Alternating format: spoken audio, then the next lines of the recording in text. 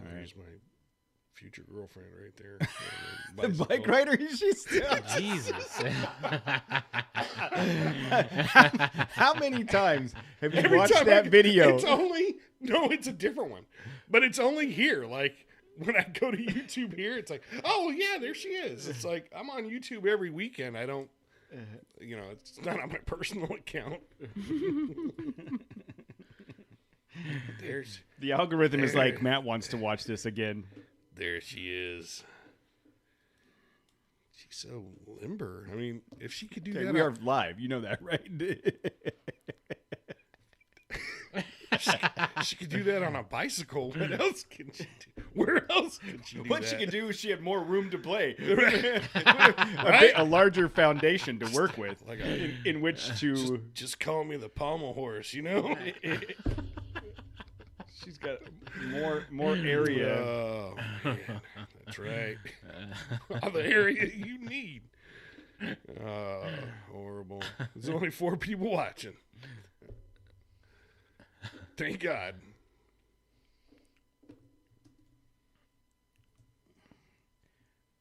What's up, guys? What's up, fellas? Hola.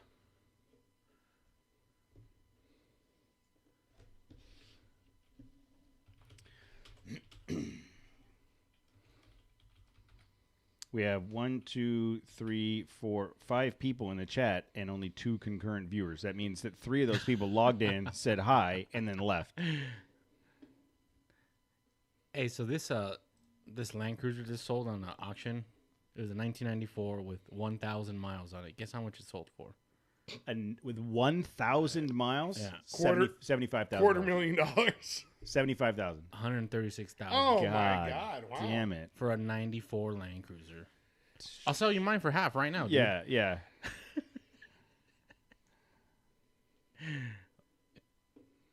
Jeez. Isn't that insane? First of all, I mean, who has that kind of disposable income? Well, obviously, it was a collector. It was somebody that wasn't looking for a daily driver. It was someone that was... is like, they're going to just park it. They're going to buy it and just park it. And look at it in their museum somewhere. Oh, yeah. You're never moving again.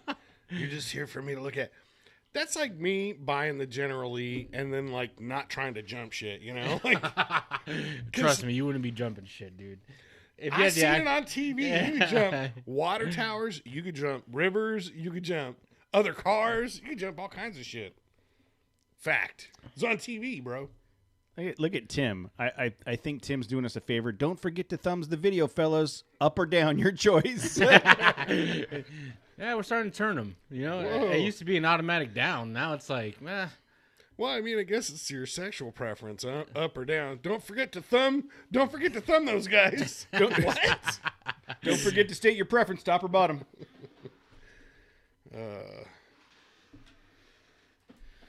Okay, we ready? No. Are we?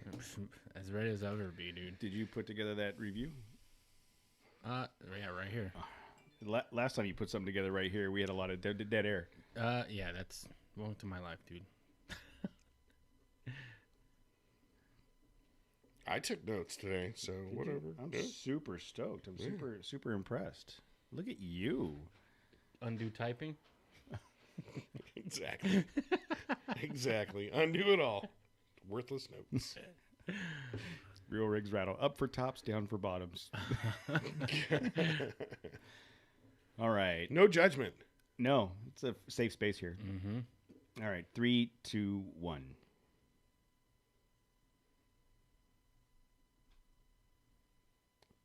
I feel like you already have. I'm going to start the show off tonight. Okay. You already have your notebook out, ready. You're taking notes like you're ready. Like you already know what's coming. Well, since I didn't have you guys on the show last week, there was very little effing to edit.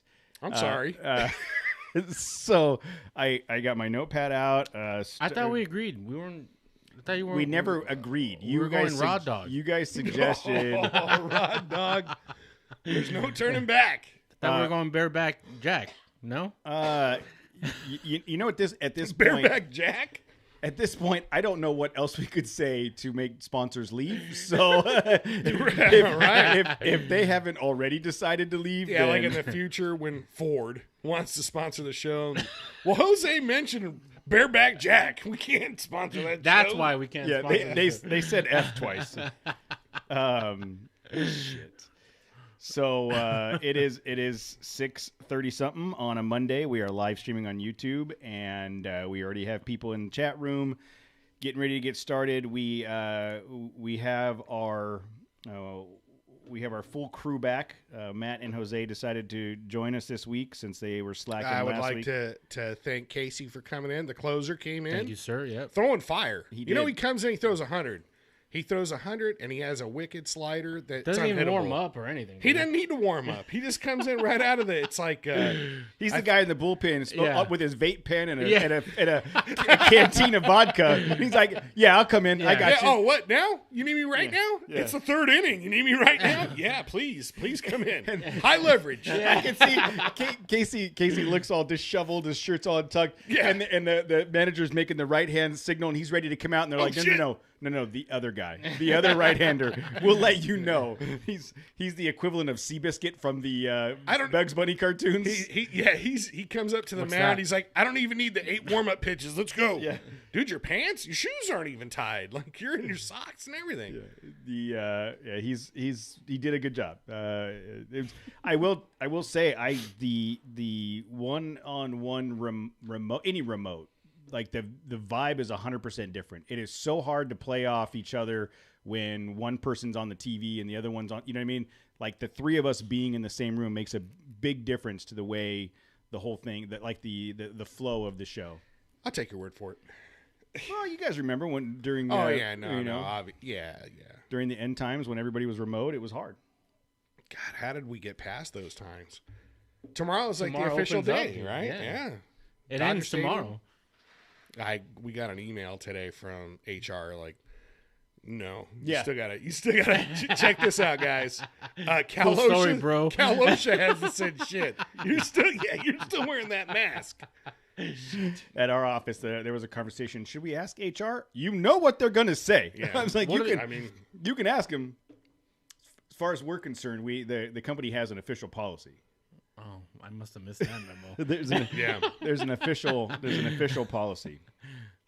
So we are 3 weeks back from Mojave. God, is it- 2 weeks? We're starting the third week wow. because the first the Monday of It's 2 of- weeks today that we got came back. Yeah.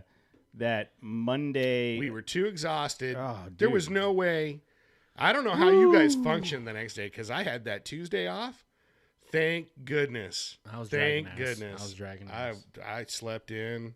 It was pretty glorious. So, lesson to be learned in the future. 100%. I will Take that extra day. That's a veteran move you pulled, dude. I've been around, dude. That's I've been 100%. around. I've been around. I know how to rest. So. So we on that Memorial Day we did the episode of our last year's show, last year's recap. Last week Casey comes in, gave the recap. I still want to hear from your guys' perspective how the show went. We talked about it a little bit before we hit record that it was such a big group. I don't feel like I hung out with either of you at all. You guys were on the trail too? Yeah. I think that was okay. Here we go. Fuck Ready? it. Ready? Here we go. Ready. I eyeballed you. I don't know if you caught that or not, but I shot a laser at you. Boom! Right out the gate. 5 minutes. Yeah, because we haven't even talked amongst ourselves. I mean, you guys work together, but I don't see him though, dude. as far as I'm concerned, I had a brief conversation with you that Monday morning, the end of the trip, and I said, dude, this was rough. This was like rough on me. Like it was just that oppressively hot. There was no escaping heat. And you were like, dude, it was just as hot, even hotter last year. And I, Shit. like, it threw me off. Like, what? Is something wrong with me? You know? no. And I went home and I talked to Monty and I said, God, I'm like a total wuss now. My field strength or my, working in the field, like, tolerance or whatever to heat and physical activity is completely gone. Cause that trip completely wiped me out. And then Cody going, whatever, dude, walk it off. And I went, okay, I guess. And I went home. I slept for 3 hours. Bro, I was peeing. At one point, it looked like iced tea. I was like, that's not good. Yeah. Yeah. I was wrong. I'll just say that. Right. Yeah, I was And wrong. then I heard last week's episode. I'm like, oh no, you guys got worked. Yeah. What? My camera's not good. It's good now. You fixed it. It was cutting off half your head. Trying to lose weight. Yeah. But yeah, I did say that, and I think at the time I was like, yeah, because I remembered it being warm. But no, you're right. It wasn't as hot the year before. There was just as I don't want to jump too far ahead, we can run back through like you guys did last week. Yeah, we don't need to do play by play, but I definitely want to hear like the highlights from your guys, highlights and lowlights from your guys' perspective. Yeah, when we went, we had split. We went through. You guys had your flat scenario with Nicole, right?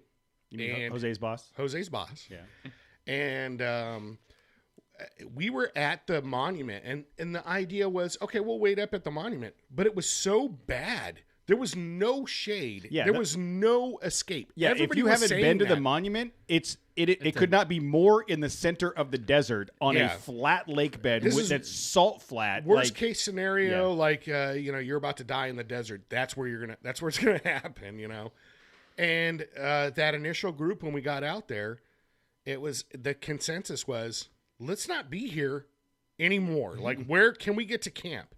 And I thought, there's no respite at camp. It's just as bad. It is just as bad.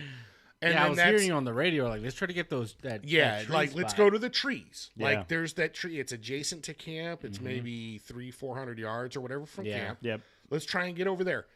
Shit. And that was the plan. And Shai had done the trail before. He had a map, and I said, it's right there. Go to the trees. He said, oh, no, I know where those are. And I said, all right, I'm going to stay back, because at that point now, there were other people starting to trickle. So that was like the anxiety and the stress, is I felt responsible for being a guide and making sure as people were getting to the monument, that they knew where to go afterward.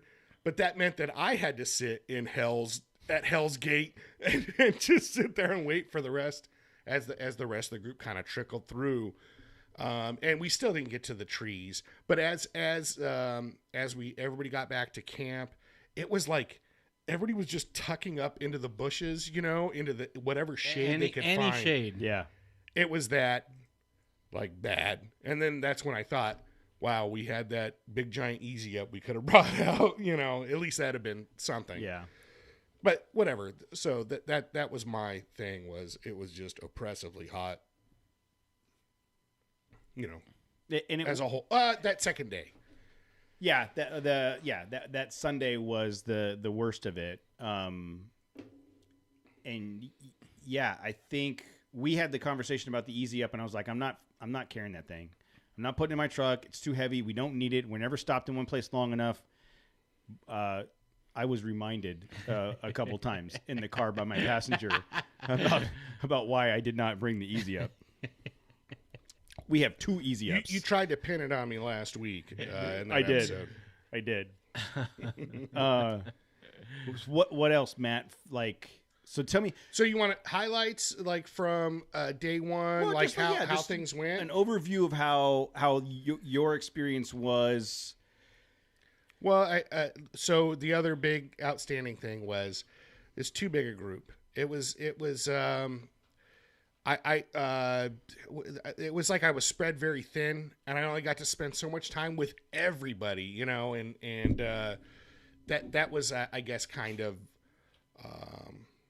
stressful, or there was not, it was not like the the typical cozy group. It was a very large group. Mm-hmm. It was a very large group. And by saying that, the group all got along. Everybody was great. But to your point, it was, I don't feel like I spent enough time with anybody on that trip. Exactly. So I didn't have a chance to make those like personal connections where there was no gummy bear events. No, everyone was too drained by that time. Yeah, I mean, we didn't even talk to each other the whole trip.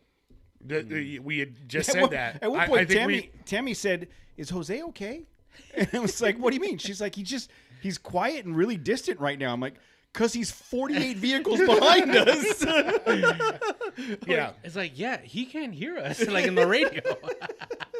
I think So, but there's the difference. Logistically, it worked.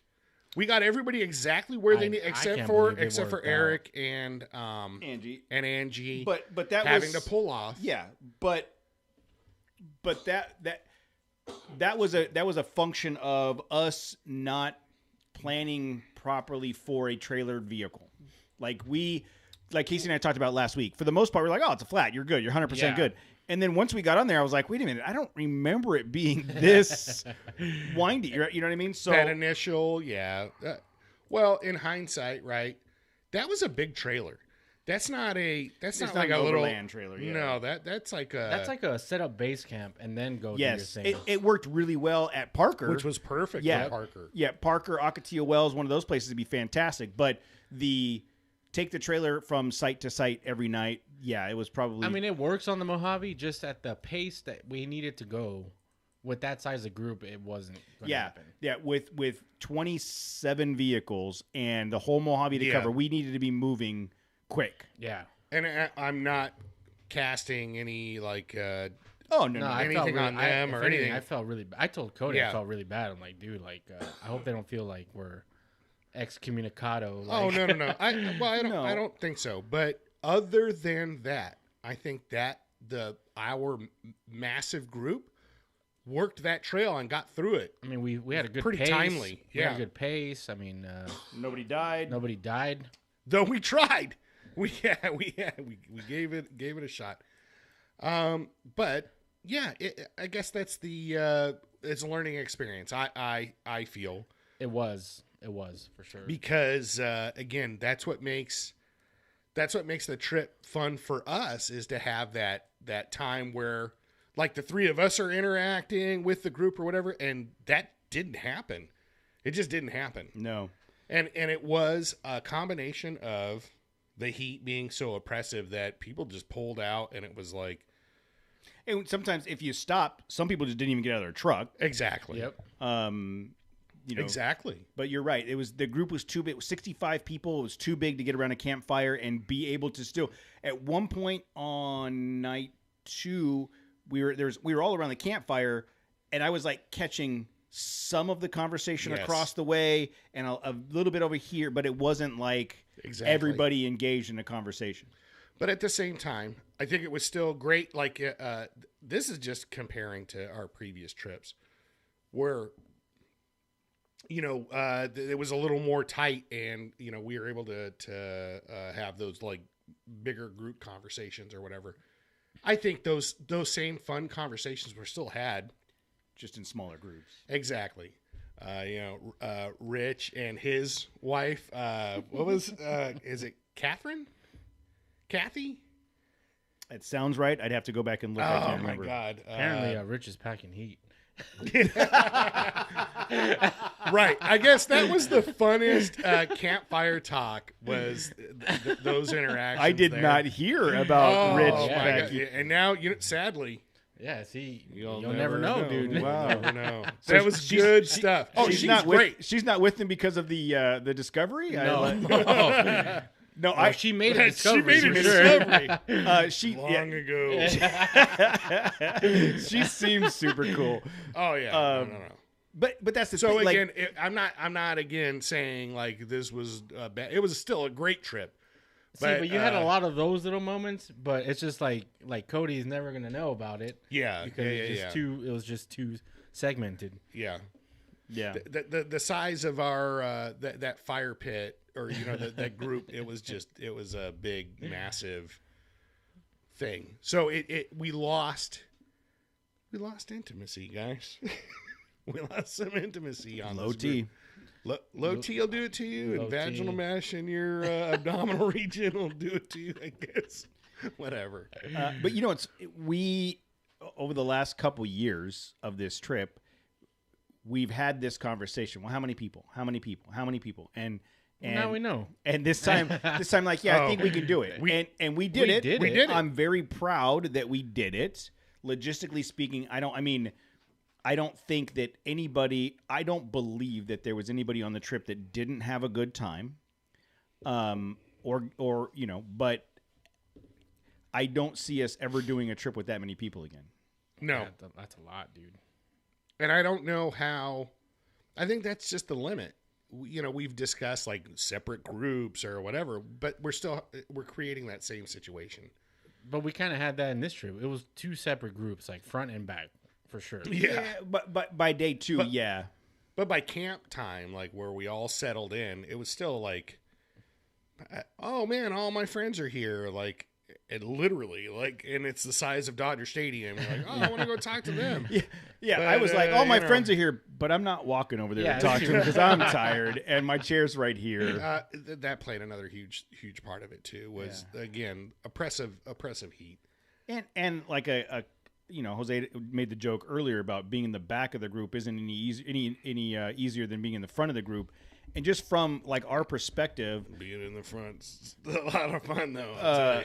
But from our we could talk about that later. Making sure that everybody is okay, like the constant feeling of responsibility. Yes, yeah, it was a lot. I do think the limit is much shorter than that, much less than 30, for sure. Yeah, no, half. Yeah, 15 is it's half. I think we hit the magic number the previous year, where we started at Goff's. Yeah, that was like the ideal group size, and I think that was roughly group size in Arizona, right?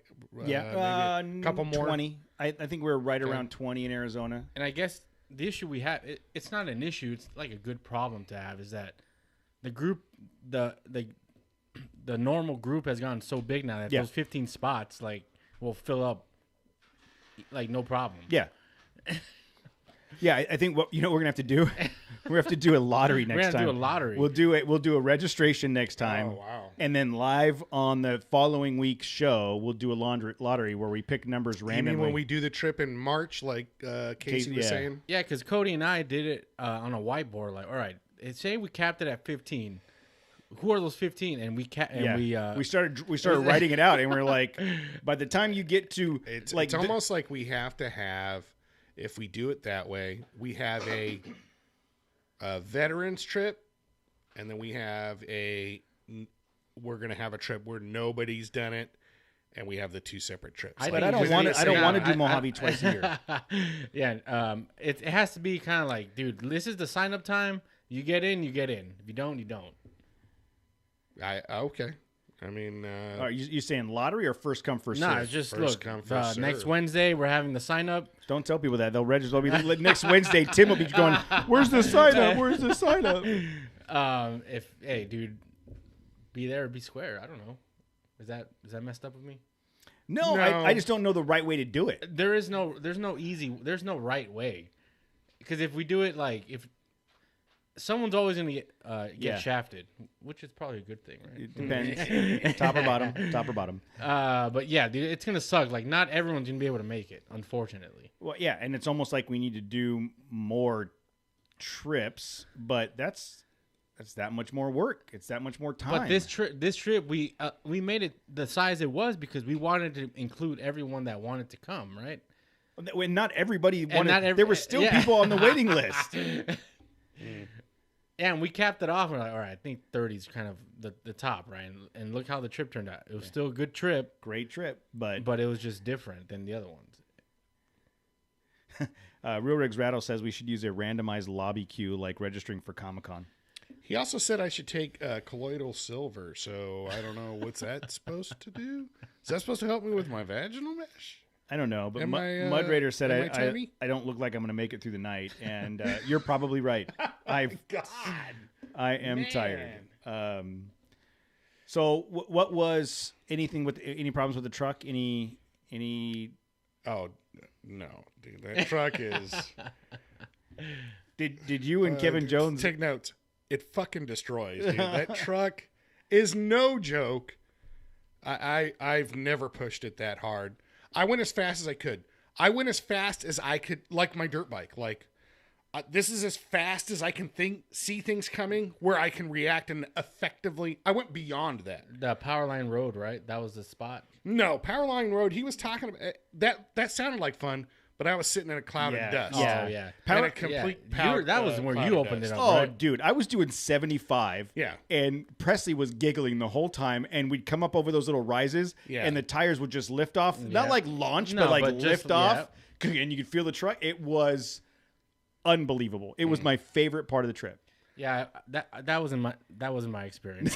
Yeah, that was just you, dude. That was literally just you out in front, clean air. But like I said, if we had a smaller group, if we had 15 people, it would have been all right. Everybody, one at a time, 5 minute increments or 2 minute increments or whatever, right? I mean, it'd be fun that would have been fun. All I'm saying is my truck is not built for desert running, dude. I don't care what suspension's on there. My truck is not built for that. It was such a rough ride, dude. On that power line? No, road? just on the washboards. Lava tube road. That was in my notes. I don't even care about lava tubes next time. I will sit down and just hang out. Because the whole time I was back in the pack, maybe ladder quarter or whatever. And I'm thinking, dude, please, let's stagger this and sprint across this. Because this 20 miles an hour is just breaking my spleen. Like, I just can't. Please. You want to know what I saw the entire trip? It was either Adam getting after it and all this shit flying everywhere, or just dust. That's like real Riggs Rattle said. All I saw was dust the whole trip. Dude. Yeah. Because on that road, I really didn't have a problem because I was doing 45. Yeah. No, that's a. Especially now, like it's half a dozen times or whatever, and it's like, all right, I'm not even gonna. I knew I wasn't going down to the tubes. Johnny had already done it a couple of times. Johnny was with me, and it was like, I'm just gonna send him with whoever's going it. Can you take my kid in the lava tubes? Because I don't care. Yeah. I just assumed he was gonna jump or with Scott and his family or whatever. But think about that. I was comfortable with Johnny going down into those treacherous lava tubes with any number of people on that. Everybody would have taken care of him. Absolutely. And so there was no way. I thought about just sitting in my truck with the AC running because it was that hot. But I took a nap. See. So favorite part of the trip? Oh, the Renegade Highway, the Kessel Run. Did you go toe to toe with Kevin? Down. We threw down. What was that like? It was like, so I got out front. Really? Well, I started. Oh, that's right. Here we go, and it was. Didn't you heard his turbo spool up? So here's how it went. Legit. So when we came from the lava tubes, I actually took the lead there. Yep. And that's a fun. Yeah, right. It's sandy, but there's those rock, like you guys were talking about. There's those rocks on the very corners or edge of the trail. Man, it's great to see them when they're coming, because thankfully, I was able to miss all those rocks except for one. And I want to point this out. You had said, I think with other tires, the people that did have blowouts, Dave, and Nicole, Jose's boss. Because I nailed one of those rocks. I drifted, my back tires drifted over one of those rocks because I was going that fast. And I thought, oh, God, I hit that hard. And then just kept going. Then when we got to Kelso, is it Kelso or? Kelbaker. Kelbaker. I expected to bent rim or something. Nothing. So, again, props, Nexen tires. I think you're right. I think that having those tires that are built for off-roading and airing down. I was at 15 psi. Yeah, too. that's the move. Well, dude, these are F-rated tires, so you have to air down. The sidewalls are so stiff. Like, even if you go down to 20, it still doesn't look like you air down at all. Yeah. So that was great. And, Kevin was behind me, but, the dust. He couldn't get... Dust is dust. That's his world, though, dude. Well, whatever. He didn't get me on that. When I pulled over and I stopped, I kept up enough that it was the width of vision that kept him back. Okay. Great, right? Kudos to me. So then, we had our flat tire with Dave. We had that situation squared up. And then when we sprinted and we hit the Kessel run, dude, I went all out. And so here's my scenario is Johnny's like my co-pilot. He's coming. Like, he's coming. I see him. And it's like, oh my God. Like, it's just more incentive. Like, oh my God. He's going to get me. Yeah. I'm being ran down like, like hunted, But I was able to maintain my... I had clean air, and if you're on that main run in the center, it was as fast as I could go. Like, literally, there was nothing keeping me. I could go as fast as I want. It felt like a dirt bike. Yeah. Where even the things that I was hitting, I was just hitting, just whoop, until I hit a patch of, like, bigger whoops.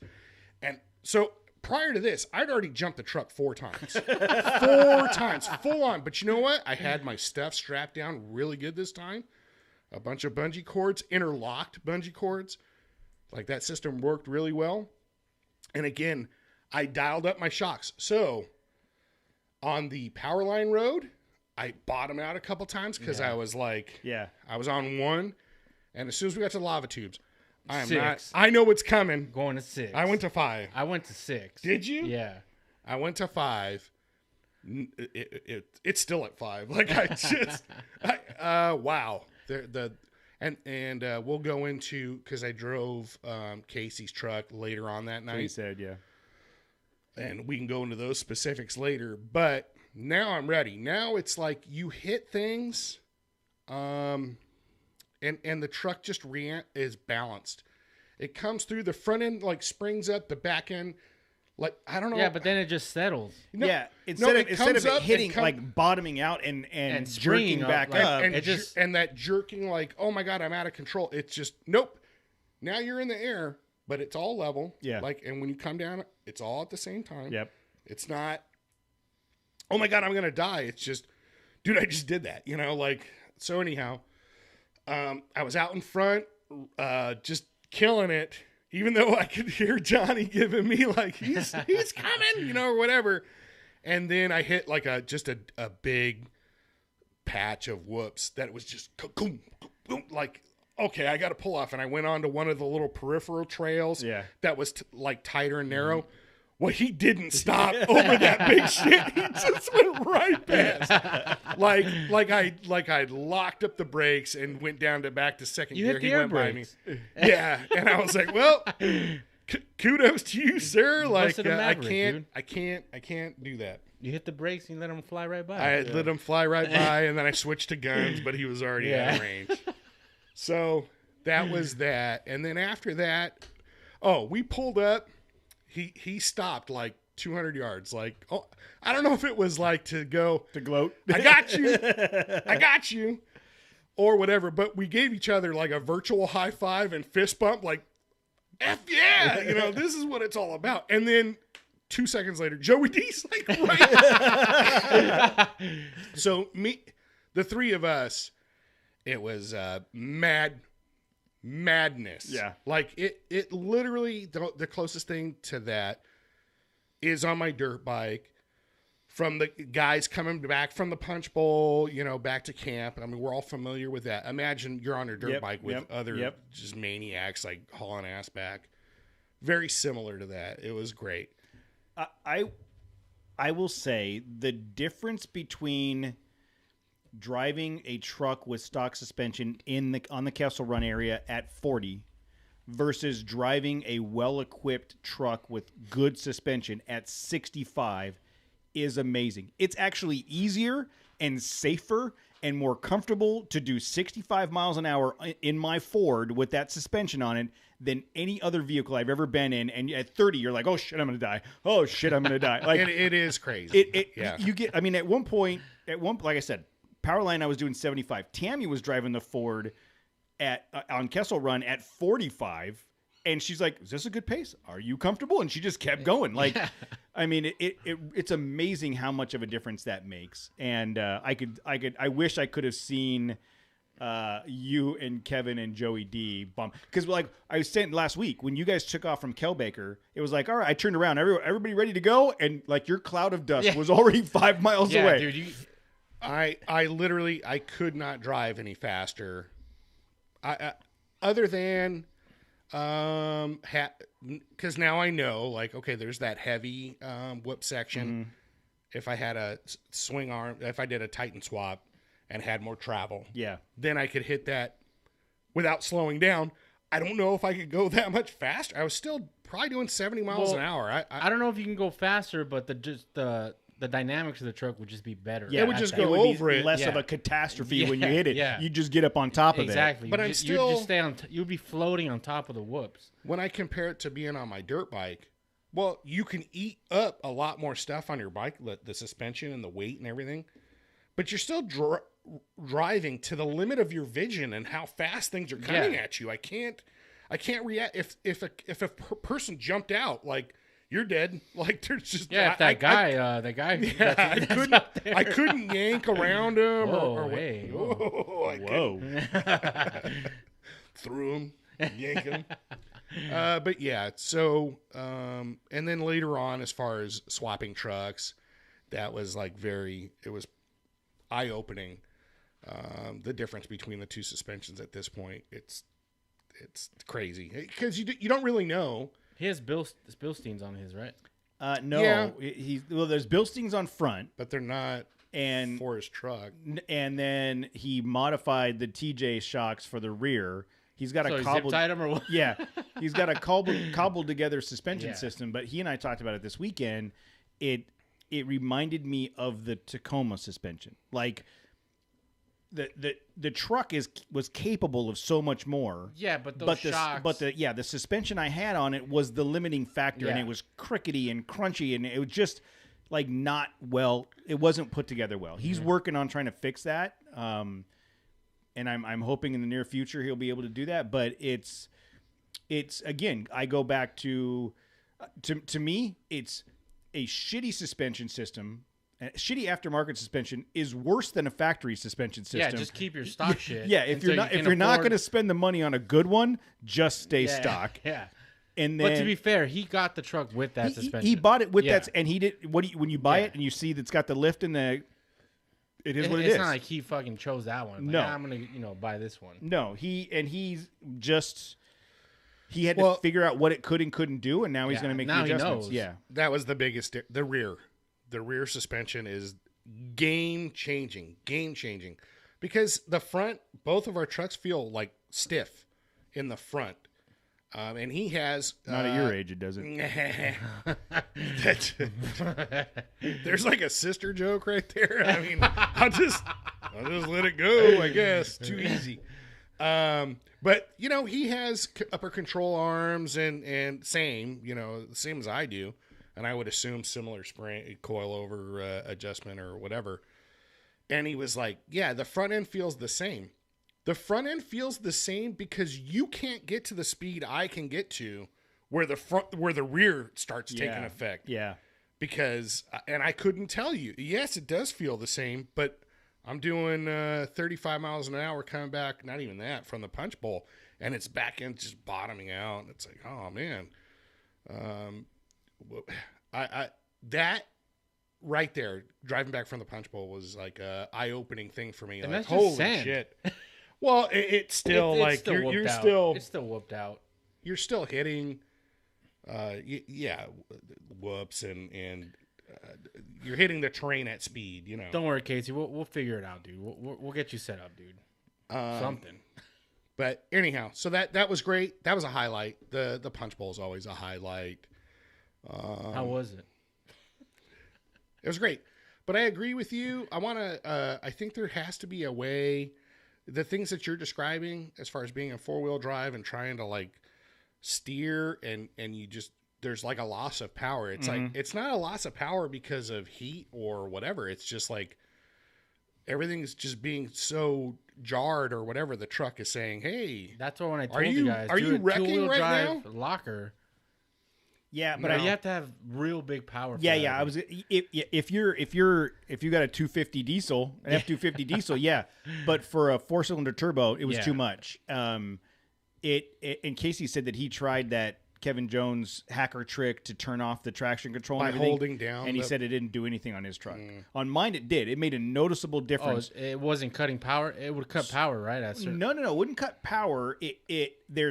There's like 2 layers of control. There's traction control and then advanced track. So you could turn the traction control on, but it would still sense what it thought was slippage, and the advanced track would catch in and kick in, and you could hear it ratchet. Yeah. And so once you turn the advanced track off, it almost opened it up. Like, okay, there's no nannies, nothing stopping me. And it definitely made it. I wish I would have done it earlier, but by the time he and I talked about it, I only got 2 or 3 runs with it. Frontier has that? Like, you can't turn it off completely? No, you can turn off the traction control, but I still notice like, there's a nanny there still. Yeah, there's something saying, where I'm full throttle, like, go. I'm trying to whip the rear end around, or I'm trying to get the truck to drift a little bit, and it's like, no. Just no. Are you trying to, like you're trying to kill yourself or something? The truck's trying to save you. So yeah, I would think there has to be a way to like completely eliminate that nanny control. Yes, I did, Mark. And you guys, neither of you saw Mark's exit of the punch bowl, his epic exit of the punch bowl. I saw the dash cam video. Isn't it awesome? Shy did. There was other people that did. Oh, okay. We have proof. There's proof. Yeah, no, they saw it. They were like, "Oh my god, his back end was 3 feet off the ground." Like, but no, I missed it myself. Yeah, his video on his Instagram page is fantastic. I did see that video. I'm very proud of him for he was very aggressive. You did a good job coaching him through the punch bowl. Maybe too good a job. No, if you see, I was all left a little bit. Left. We're gonna go this way. All right. What about you, Jose? What was your overall takeaway from the trip? We need chase lights on our trucks. Yeah, yes, Casey brought that up. I absolutely agree. We should all have. It's mandatory if we do that trip again, or when we do that trip again. We have to have chase lights. Well, I don't know. What if not if we do it in the winter and it's muddy? Can you imagine doing that trip in the mud? That'd be cool. It would be cool, but it'd be different. I mean, I think the flat tires that we had was kind of eye-opening too. Like, all right, maybe you need to be told you're in the slow group, or I just watch out for these rocks. I don't know. No, I don't. Yeah, I guess don't think it everybody's out mattered there. which group you were in. If you were, you get spread out enough, it could you're going to clip one of those rocks. I mean, yeah. I think it was the statistics. We had enough people this time to where Okay. Shy, I got a real good look at your chase light, the whole trip. It's nice. What else? Nice. What else? My favorite part of the trip was when those breakdowns happened. How fast people got. They were like Johnny on. It was like a pit crew, dude. Like you got a jack from one person, other guy had a impact. Just true. Yeah. Yeah. It was just everybody came together. Yeah, everyone came together. That was my favorite part. Like when I came roaring in. What? You trying to earn like brownie points or something? No. My favorite, because when I helped people and people were breaking. Yeah, Jose did a great job. Jose was one of the guys. I didn't do shit. You did. You were all over. By the time I pulled up, they were done already, dude. No. I just took my spare tire off and like, here you go. You were. Jose was. He was like Mark. You know, he was one of the good guys helping people out. Good job, Jose. But yeah, it was just great. Like, I'm sold on steel rims now. Yeah. Like, dude, we just hammered them out, and they're like, all right, yeah, you're good to go. But yeah, it was just we need chase lights. That was my biggest takeaway. Chase lights, and then that whiskey we got from Outer Limit. Go on. It's really good because I was the only one that drank out of it, dude. I offered. Nobody I didn't even know. Did you come up to me and offer I me did. anything? I was like, Matt. You're like, no. You probably didn't even hear me. Yeah, I don't know. I just. Yeah. Did you give some to Adam's wife and start a conversation about it? Hold on. I did not turn. I didn't create any sex workers on this show.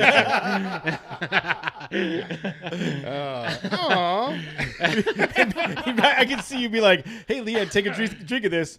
You know, since your OnlyFans is going really well, there's a new site we should try." No, but I was drinking the whiskey, and this was when we were at the campfire, and then there was no clouds, so it was a bright.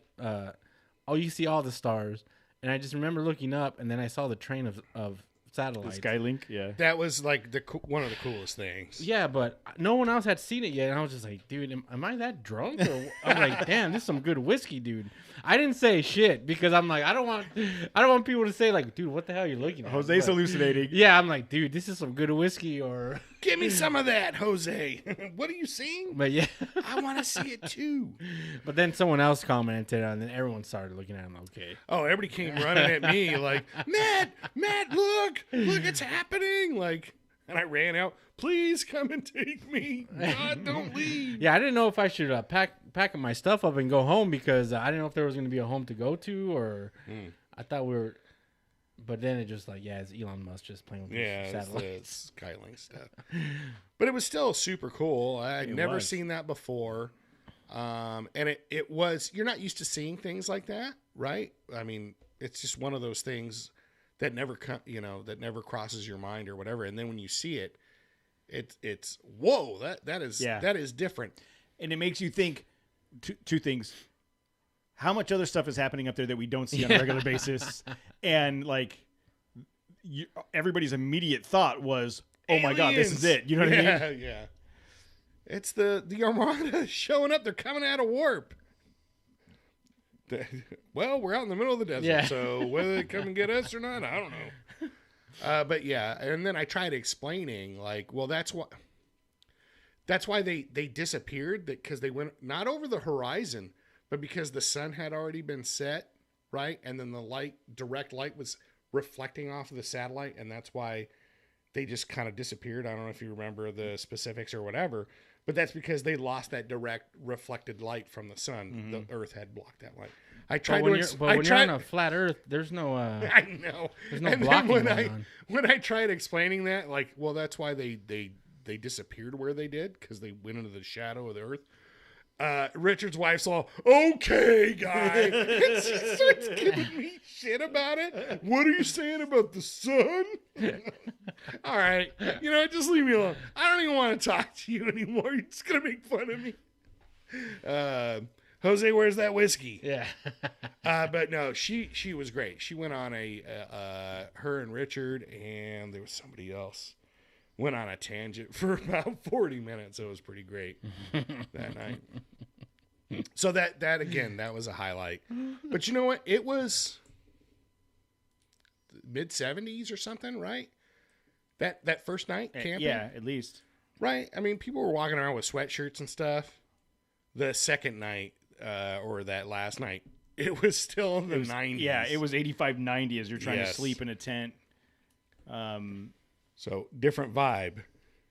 Well, and I think Tim made the comment in the chat about how we didn't stay up late enough to dig into the whiskey. I don't think many people stayed up late. I was asleep early. I don't think many people stayed up late this time, as opposed to in years past where there's 5 people still at the campsite at the campfire at 3:00 in the morning. It was just too hot to be by the fire. Yeah, we needed that fire for light, not heat. Somebody turn off the heat on this fire campfire. We should just put all the lanterns in the middle of the area. Or camp in March. Yeah.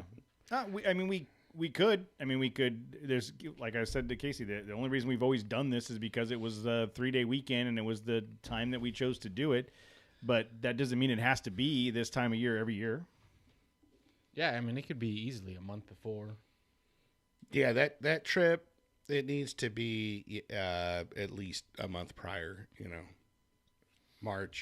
February, March. Well, like we'd said, I think President's Day would still be too cold. But that's the Winter expedition, just put another sweater on. You'll be all right. Yeah, I mean, we've done the winter expedition near freezing temperatures. So it's just kind of we just need to tighten them up or bring them closer together. Yeah, but winter expedition is usually, not always, but usually a guy's trip. Like, not many families come on that trip the last 3-4 years. True. It's because it's cold, and we did it that one year in the mud pit of Ocotillo Wells. Whereas Mojave has been the family thing because it's not very hard wheeling, and it's, but I mean, if we do winter expedition early December and then did March for Mojave, I mean, we could do that. I'm definitely open to that. It was rough. I'm just going to say again, it was rough. I was very thankful to have that Tuesday off. Because I still don't feel like I've recovered. And I know Jose is still dragging. I'll agree with you. I still feel like, dude, it drained. It drained. Then I had to drive 17 hours that following Saturday. Oh. And then unloaded the truck. And then fly home. That's when you just open up a new credit card and pay somebody to do it, dude. Dude. Oh, my God. I can't imagine. I cannot imagine. I'm tired right now. I know. Me too. So, yeah. And then, as far as the beginning of the trip, I was going to, supposedly going to go play some poker and, whoop it up and stuff with your brother and with my brother and Chris and whatever. But then I guess Zen wasn't feeling too hot. Yeah. And he had been thrown up earlier in that morning. And they're like, yeah, no, just go drop Johnny off and then we'll go out and play some poker. Dude, I can't just drop my kid off with your kid if he's puking. I didn't realize, I guess later on or when I got home, Monty was like, no, he just had like an inner ear infection. It wasn't like he was sick. Yeah. Well, they didn't say he just has an inner ear infection. He's just not feeling well, or whatever. So instead, I ended up, my mom moved out to Bullhead literally like 3 months ago. And I just went, well, I'll just call my mom and see if she wants to hang out. So I took my mom to dinner. That was we went to Chili's in Bullhead. That sounds like a party, dude. I'm all just right. saying. I mean, Chili's in Bullhead is pretty much like where you go. You know what? I'll tell you something. When you expect to blow a couple $100 in a casino, but now you're not going to blow a couple $100, but you have that couple $100 at a Chili's, you just go top notch. Like a couple $100 at Chili goes a long way. It goes a very long way. I'm gonna leave here satisfied. You know what's funny? I haven't eaten at Chili's in years. You can start going tomorrow. They're opening again. I know. They've been open this whole time. That shit's bring it to your house. Yeah, that shit's what? Say it. No, it goes away tomorrow. Well, depending on where you work, I guess it does. But yeah. Yeah, at my work, it's whatever you want. Mask, no mask, bareback. Did you get a new job that I'm not aware of? I shot snot out of my nose. That's so good. Man, bareback. Wow. That's interesting. Yep. So, Jose, as far as that Friday night, what was how was that for you? Dude, the drive in. Oh. That was another 7-hour drive, dude, to get to that spot. Yeah, and that plays into the let's not do it on Memorial Day weekend ever again because it was getting out of town. I told 7 to 8 hours, bro. It took us 6. It took me 8 hours. Yeah. I left the house. I think it was at 9 o'clock. I pulled into Laughlin at like 1:30ish or whatever. So God, dude. 4 hours, probably 4 hours. Say 4 hours, and that's with a stop, whatever. So again, you got to take that day off, and that was an hour sitting to get through the Cajon Pass. Cajon Pass was packed. Yeah, already. Which is why we went out the other way, but it didn't. I known, when you're sitting in it and going, well, I should have went to the Joshua Tree route. Oh, well, and it was just that section from Pear Blossom Highway, the 138, to the Y, where that took an hour. And that's backed up on a normal day. Yeah, right. It's bad well, already. it was 9 a.m. and it was already packed up. So that added to my commute or whatever, Yeah, that drive out journey. there was brutal. Those 2 days in the heat was brutal. And you stayed out Friday night, right? Friday night you were out on the trailhead camping. Yeah. Was it that oppressively hot that night too? It was pretty hot. It was warm, but I don't remember. I remember being cold, waking up in the middle of the night cold because I fell asleep without a sleeping bag on me, and I woke up freezing. But it wasn't as horrible as it was down at Razor Road. Yeah, I woke up next to a bee bush, which is cool. I'm allergic to bees. Okay. I Wow. woke up to the buzzing of bees. Like, oh my! I set up my tent. Out of all the places I could have set up my tent in the open desert, I set it next to a bee bush. How was that tent? Yeah, let's talk about that. So you took the Iron Man 2-person swag tent. Yeah, out. the double swag. And I really like that little cocoon, dude. Like everyone's like, dude, it looks like a coffin. But it's cool, man. It's got a pad in it. It has a foam pad. So I get okay. Here we go. We'll start the review. So it passes Matt's zipper test. Hold on. Yeah. Transition. Segway alert. Whoop. Segway alert. Yeah. So they gave me the double swag, double wide swag to try out. Double wide. I got a double wide. They just knew. Yeah, they knew. Give that guy the double wide. Yeah, it was one bad thing about it is that they didn't, at least in the bag I got, didn't have instructions. And I'm trying to set it up after an 8-hour drive in the dark. Luckily, we had reception, so I just went on the website. I'm like, oh, that's how you do it. Yeah. But in their defense, there's only like three there's poles. 3 little poles. I mean, I've never set up one of those, dude. So Okay. and I literally that morning I packed all my shit up and I took it out of the box and threw it in the back of my car, and that was it. But that and then the foam pad that it comes with, maybe it's just because I'm a fat ass, but it's a little too soft for me.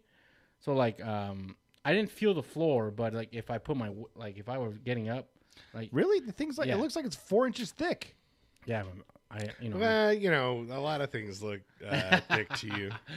in your world that's like a foot wide.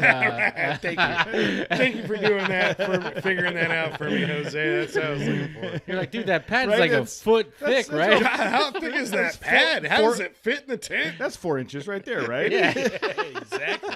I Exactly. mean, who's gonna pack a full 6? I don't know what you're talking about. But then the other issue, if they made that foam pad a little bit thicker, I think it'd just be harder to roll up. So that's probably why. Yeah, that's a good Okay. point because Yeah. the way it's built is the foam pad and the tent are all one piece. No, you could take the pad out. Oh, can you? Yeah, so you can But I take mean, it when out. you roll it, it rolls it just rolls. together. It just rolls like a burrito. Yeah. So and they give you an What kind of burrito? Jose burrito. Wet or dry? That's That was a wet Jose come on burrito. in and find out. But dude, the bag they give you, it's I like just want to know if I got to bring extra sauce or not. sauce is provided. Thank you.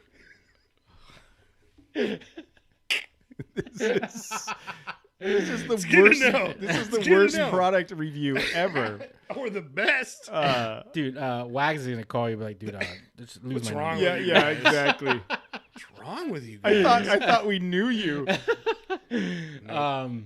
But yeah, so it's a great little tent, dude. It's super thick canvas. Like if you want to like have a blackout in there, like you just zip the Yeah. whole thing up. There ain't no light coming in, dude. And What? there- It's Really? Yeah, for sure. Yeah, it's Can you develop film in there? Probably, dude. Oh man. So look, Yeah, this dude. is Oh wow. Oh wow. Yeah. Hold on, dude. and it's you can zip it up. This canvas Yeah. zips over it. Yep. And it's like completely black in there, or you can basically sleep outside over under the stars with it zipped open. Yep. Like this, fully open.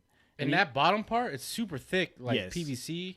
And dude, I'm like, I'm gonna test. I'm just gonna throw it wherever. Yeah. And I did. I threw it over bushes and shit and rocks. Damn. Wow. Like I didn't like try to find like the perfect spot. I was just like, I'm just throwing it wherever, and it's good to go, dude. Wow. Okay. No, I think that's impressive. Like, no, it's just completely dark. You know, I don't want to get up right now. I'm just gonna keep sleeping. It's completely so like Wow. it'll keep you well insulated in the wintertime. Wow. Yeah, okay. I thought about that. I bet for a winter trip, Yeah, this dude, is it's a way warmer than your standard. You know, what's that tent? That tent. Oh material. yeah, no. That's a thick canvas, big zippers, dude. Real big zippers. You know, I'm all about big zippers. It would dude. pass your test. It's good to go. But yeah, it's a great little It tent, passed dude. my 3:30 in the morning. Stumbling back drunken- from the just like mawing at the zipper with just my hands like open now. But yeah, it's a cool little okay. tent, man. It's I mean, you could fit 2 people. You know, you'll be real comfortable in there. Snuggly. Yeah, you'll get snug. But In the wintertime. you were about to say Let's before keep it dark. you were about to say before Matt went on a weird perverted tangent about burrito sauce. Zippers? Oh, burritos. The bag. I noticed that what the bag. perverted part were you talking about? My zippers or the burrito your sauce? burrito sauce. Okay. The bag that it comes with, it's like a legit. It's not like a sleeping bag where you have to get it exactly. You're never gonna get it back in the bag. Nah, dude, this bag is big enough to where even if you do Oh. a shitty job rolling Yeah. it up, Okay. it fits right in there. And that's kind of So if it's 3 hours after you went to camp and you gotta roll that shit up, and you'll be able to do it. But that's okay. the thing. Like it kind of only rolls one It way. does. It does. Yeah. You take you take the poles off and just roll it up, and it goes in the bag. And there's no like. You know how like What do you do with the poles? you know how on the like normal tents, depending on how you fold it, will determine whether or not it fits you in the can bag. fold- I tried it This both just ways. goes in the bag. because it kind of goes Tapered. It tapers, yeah. So I tried rolling it both ways, and it doesn't matter, dude. Okay. Yeah, no, I didn't actually crawl in with Jose to snuggle, but it looked didn't? comfortable. Right. Yeah. You had that opportunity. There's no excuses. You were just trying to review product. That's all. Tammy, look, I know what this looks like. I have a job to do, okay? Trying to The give people need to know. the Iron Man the best review possible. So Jose, get in there. so go. two adults. 2 adults, yeah.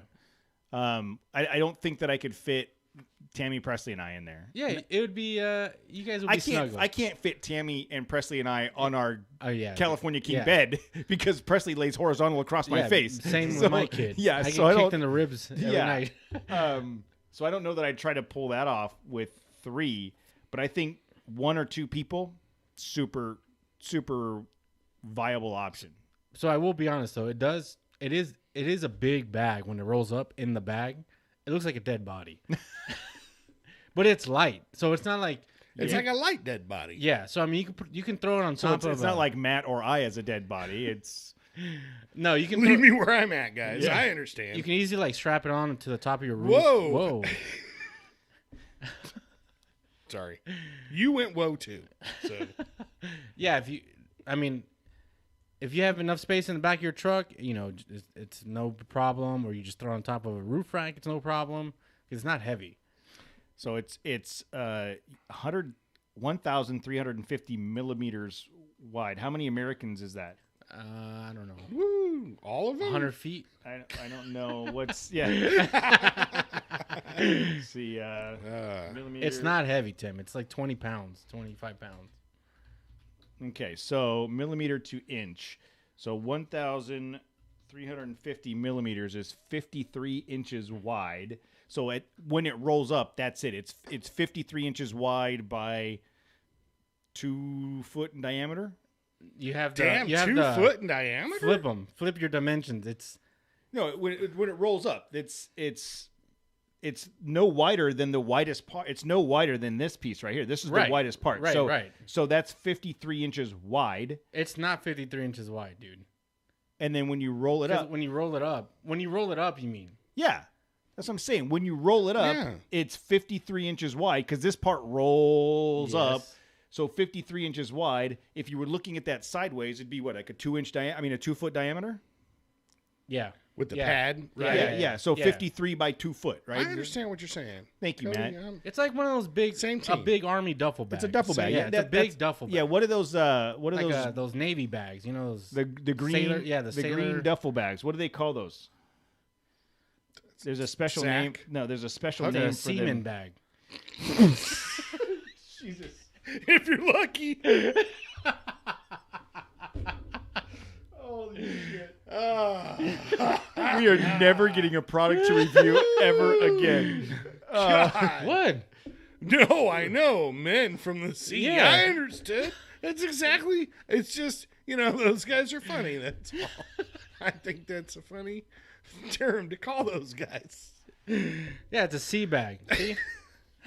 The whatever it is called. It's a sea bag. Mm-hmm. Okay. So, anyways, I've been called worse. But yeah, man, it's a cool little product, man. It's definitely I would recommend it. I had spent 3 nights in it. It was great. Yeah, I was like we were talking about for this trip. I had the girls. I couldn't. Could we have made it work? Probably. It probably would not have been comfortable. This is a great one person. Like if you're going solo on a quick trip, this is great, dude. Just sets up easy. Yeah. And you just sleep comfortably. Yeah.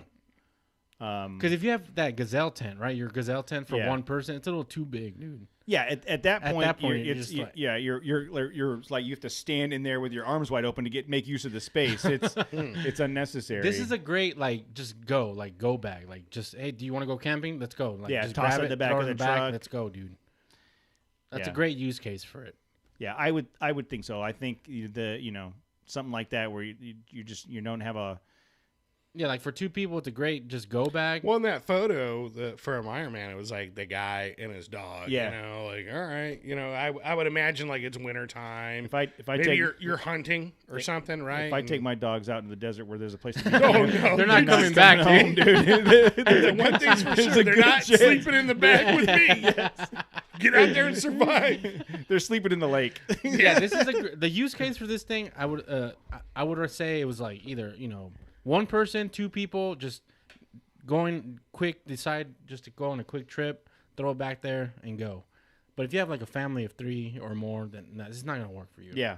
The pad, though, you said it was a little soft, but it was still comfortable to sleep on? It was still comfortable. It's better than the floor, dude. Trust me. All right? Well, and it felt better than any air mattress I've ever used. So that's the thing, too. Like, air mattresses start off inflated, but then by the end of the night, you're on the floor. And you got to blow them up, and you got to deflate them every time. Like, this would be great for your kids, dude. Like, just throw them both in that one. Yeah. That's a great case scenario. Have one of these outside of your tent, and you're like, all right, boys, jump in the swag tent.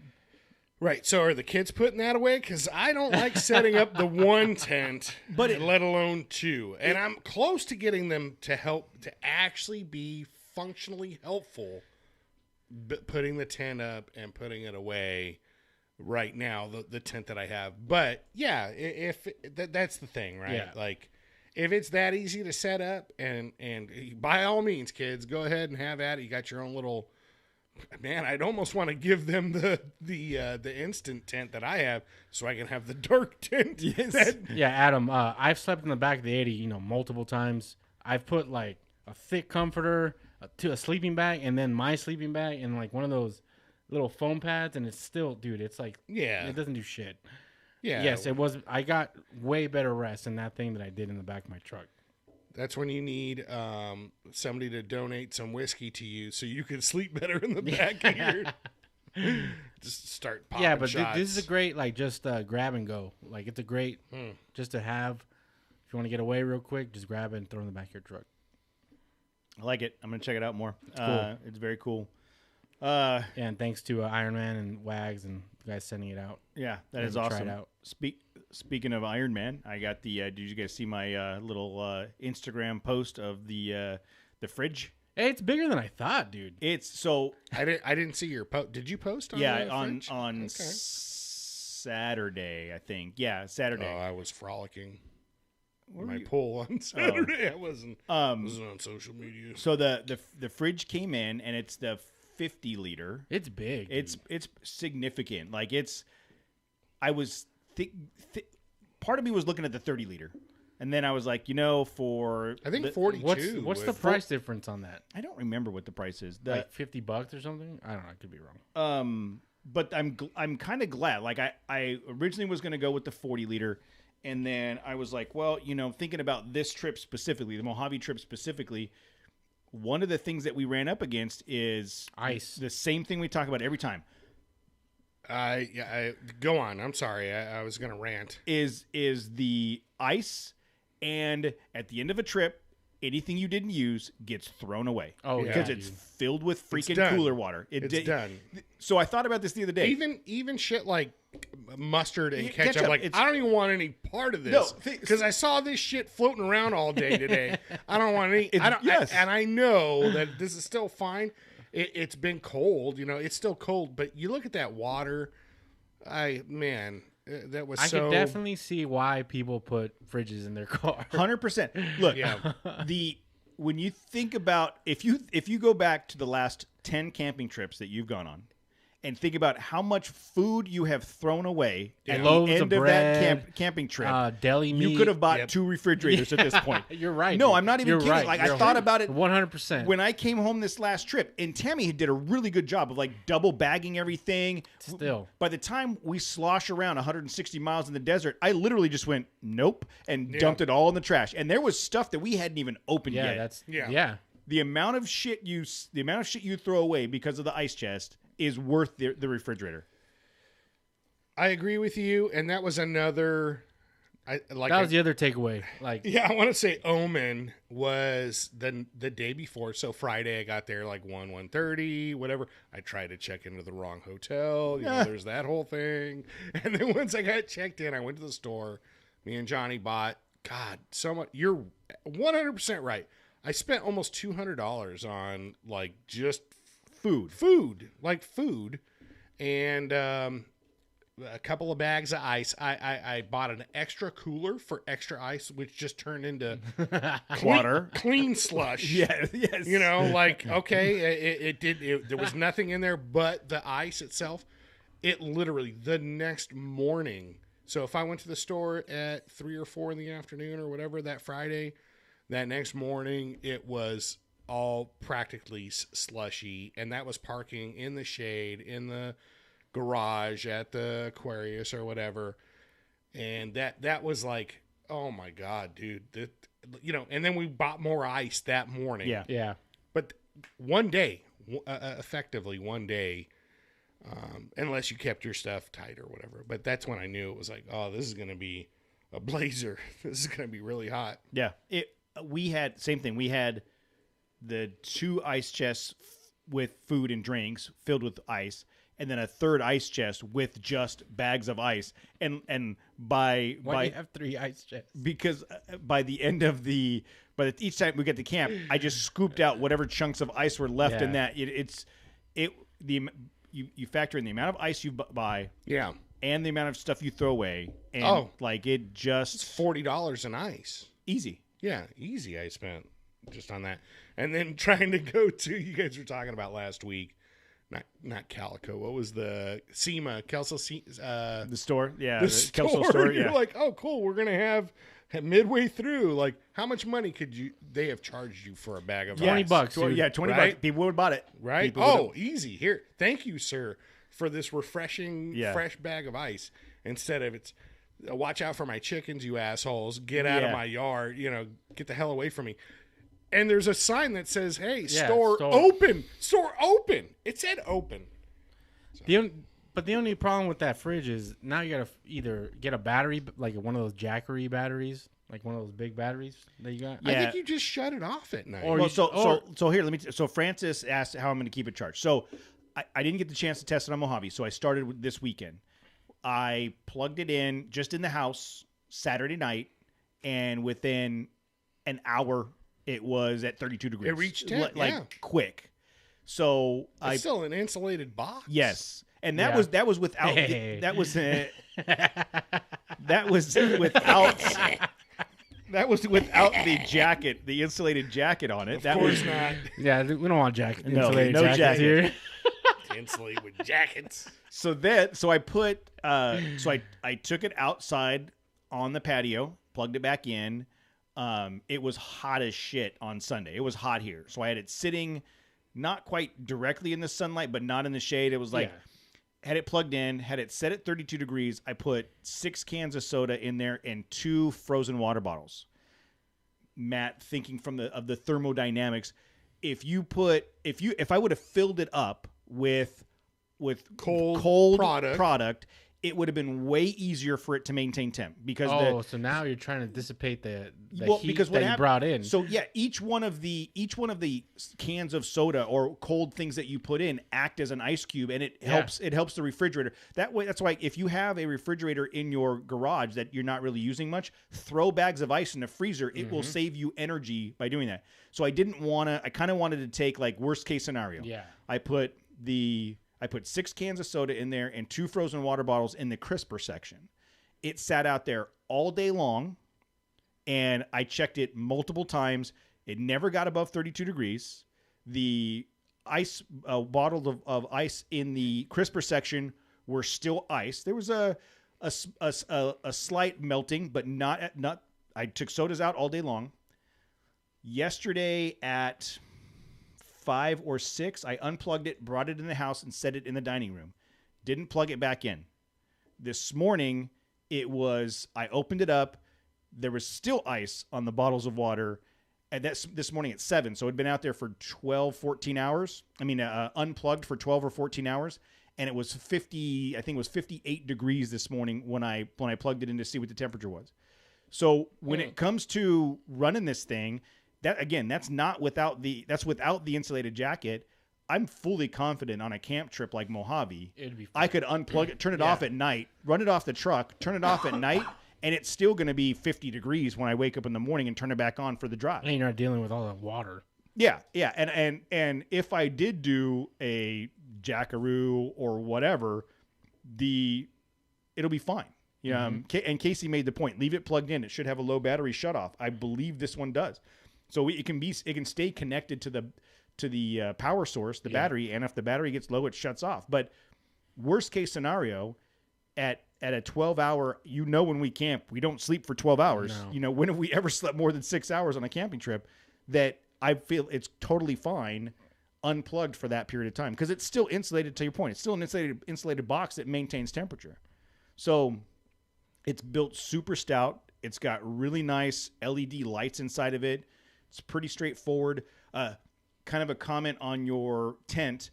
It has instructions on how to change the temperature and all that stuff, but the handles shipped uninstalled from it, and it didn't have this is how you install the handles. Now, my thought is anybody that buys this is probably an outdoor camping overland person that wouldn't be buying it and not know how to use an Allen wrench.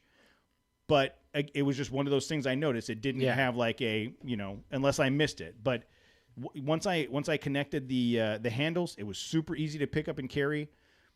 I think the most important thing for me is it's got Danfoss components. It's a Danfoss compressor, and Matt's bobbing his head because the good stuff right it there. is because we've been working with Danfoss in the HVAC industry for as long as I've been. I order the parts. Yeah, exactly. Yeah, that's not just some off the wall or whatever. No. So as far as a critical component of the device, okay, it's a Danfoss. It's not, you're not talking about garbage. Correct. Or something you've never heard of before. Name I've never heard of. I've installed like you say, we spend a lot of money on Danfoss components in the commercial refrigeration industry. That made me feel really, really good about it. I'm so far, again, I know it was kind of just a silly one-day test, but I was really impressed. I'm really impressed to where, I don't ever want another ice chest ever again. I'm done with ice chest. Like I don't want to deal with that shit anymore. Can you, when it's 90+ degrees at night, can you crawl into this thing? Do they? And how about if you combined tent that he was tent. sleeping, and you just left the door of the cooler open, You know what I was gonna say? and with a little fan inside? No. Think about this. Think about this. You open the refrigerator door, and you have a pre-made sheet metal cap with a start collar on it, flexible duct, and a battery-powered fan. Yes. So you just drop it on there, let the refrigerator run all night, and have that something like that 4-inch flex. Oh my God. Go into your tent, dude. You could totally cool your entire. It would do it. Is the unit loud when it's on? No. Look, I just take a few more shots of donated whiskey, and I wouldn't care how loud it is. Is that the biggest one they offer? The 50 liter? Or No. there's a bigger one? No, yeah, Damn, they have. I'm looking at their website right now. So the 30. Oh, that's the slide. The 30 liter is on sale for $600 right now. Okay. The 50 liter is on sale for $650. All right. Get the for the price. Get the $50. Yeah, because when I was looking at I was doing some research on the 30 liter. That's like a day trip. That's like you're gonna throw 7-8 cans of soda in there, a couple bottles of water, and your sandwiches, right? Yeah. For one person. If you're gonna go through the effort of loading one and plugging it in, at least get the 40 at the very least. The 50. Yeah. Well, yeah. I would get the 50. The what's the biggest one they got? I'm looking right now. 75. Jeez, they have man. They have a 65 liter dual zone, so freezer fridge. They have a 74 liter freezer fridge. Damn, dude. That's big. Does that come with a trailer? That would be the only thing I would think of. Is, if you had a trailer set up. Yes, right? I was just gonna say you can put it in the bed of your truck, but I mean, if you're not gonna use your truck for anything, like at that point, it's like you're using your truck just to go camping because you're gonna bolt it in the back of your truck. At least have a place in the back of your truck to plug it in. Yeah, and then quickly mount it, or I mean, they have the slide. They have a slide for it, right? Yeah, you can drill into the I need to get the slide. They've got a slide that works for the 30, 40, and 50 liters. And I think that's what I'm gonna do. I'm just gonna mount it in the back corner of the truck with the slide on it. And it's got the strap. Once you put it in the slide, strap it down, and then you can slide. You know what? Think about this. I mean, we just went through this, but you're already losing cooling capacity, so you can't put everything. I'm thinking about beer, right? And in my cooler, and as you're working your way through your whatever pack of beer, and it's already starting to get slushy, and now you got to put more of the beer that you haven't had in the cooler. It's 100 degrees because it's been sitting in the back of your truck or whatever. Now you're dumping that in there.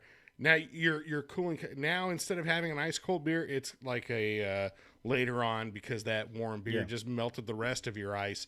It's a semi-cool beer.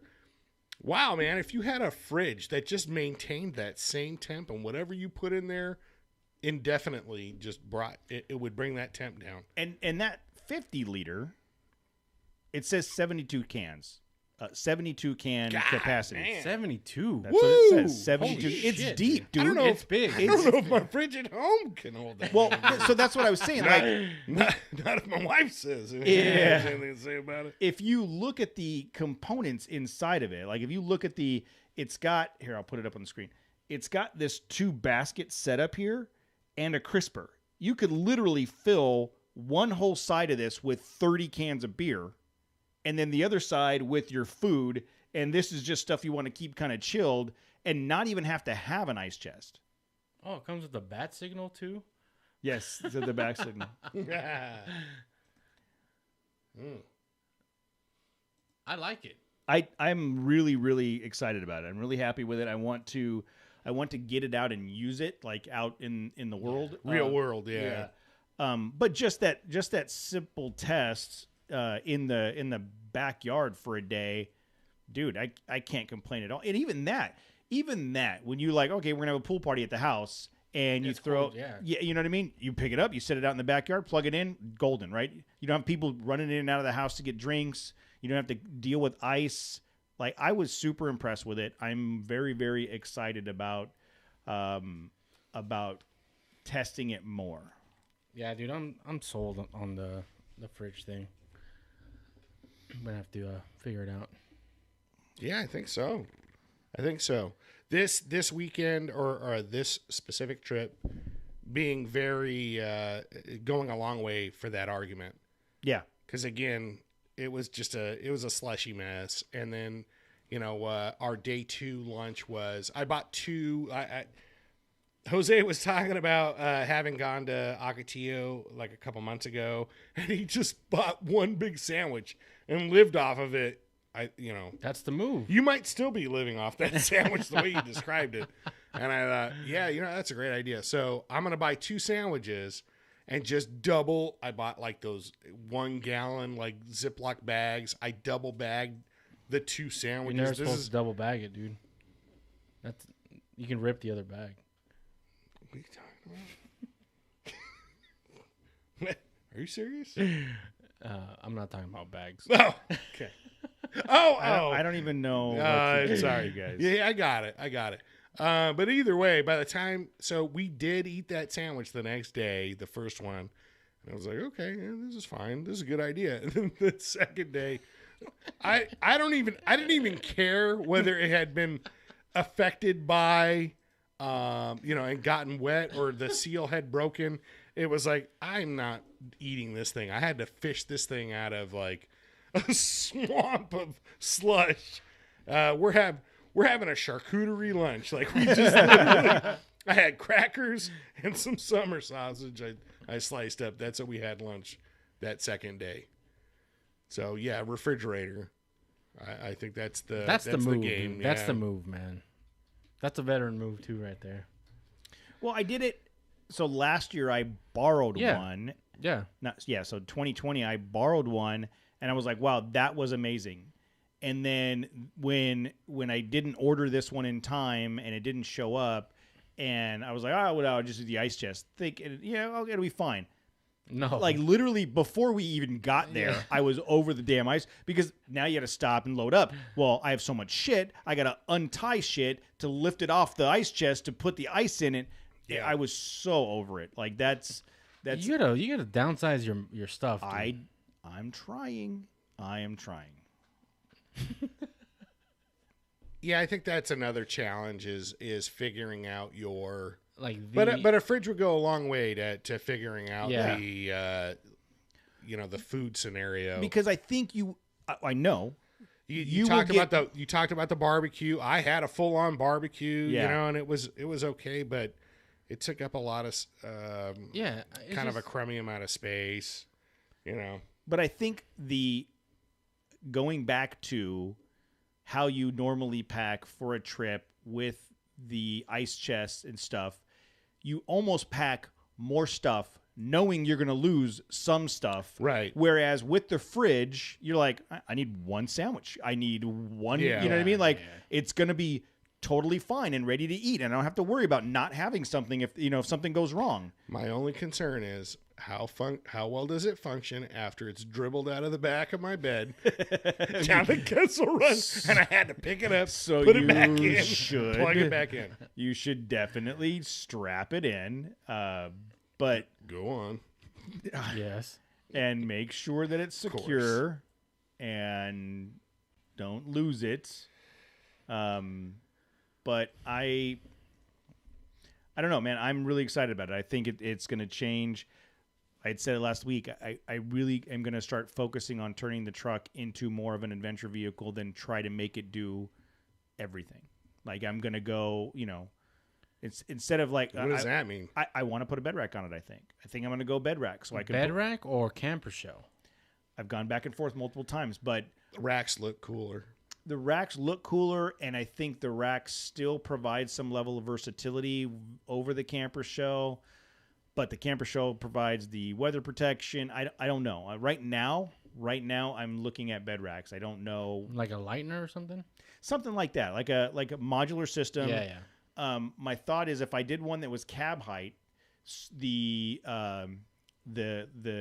Gazelle, the chairs, the cots, like any of that stuff that collapses could all go on top, strapped down, and not have to worry about it. Right now, I put the fridge, the Iron Man fridge in the back. I've only got one fridge. I don't have 3 ice chests. And then I get a couple solid totes with the cooking gear and whatever.